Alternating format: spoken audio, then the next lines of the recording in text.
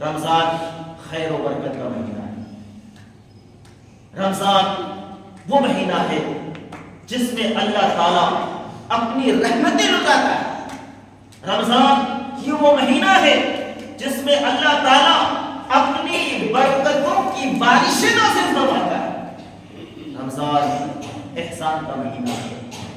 رمضان قربانی کا مہینہ ہے. رمضان صدقات و خیرات کا مہینہ ہے.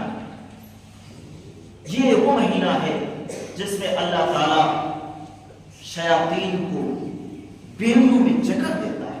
مسلم شریف کی روایت ہے کہ اللہ کے رسول صلی اللہ علیہ وسلم نے ارشاد فرمایا اذا جاء رمضان فتحت ابواب الجنہ وغلقت ابواب النار وصفدت الشیاطین. کہ جب رمضان کا مہینہ آتا ہے تو جنت کے سارے دروازے کھول دیے جاتے ہیں. جنت کے سارے دروازے کھول دیے جاتے ہیں اور جہنم کے سارے دروازے بند کر دیے جاتے ہیں.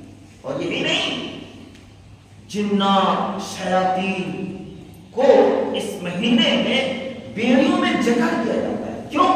تاکہ اپنے بندوں، تاکہ اللہ کے بندوں کو وہ گمراہ نہ کر سکے. اس مبارک مہینے کی یہ عظمت ہے کہ اللہ تعالیٰ اس مہینے میں جنات کو، شیاطین کو بیڑیوں میں جکڑ دیتا ہے. جنت کے سارے دروازے کھول دیتے ہیں، جہنم کے سارے دروازے بند کر دیتے ہیں. یہ اس مبارک مہینے کی خصوصیت ہے.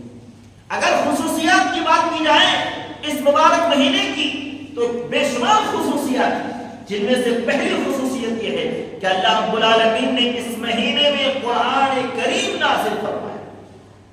قرآن کریم کو نازل کیا.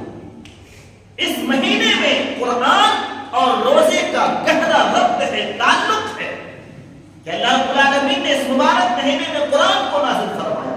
شہر رمضان الذی انزل فیہ القرآن ھدی للناس وبینات من الھدی والفرقان.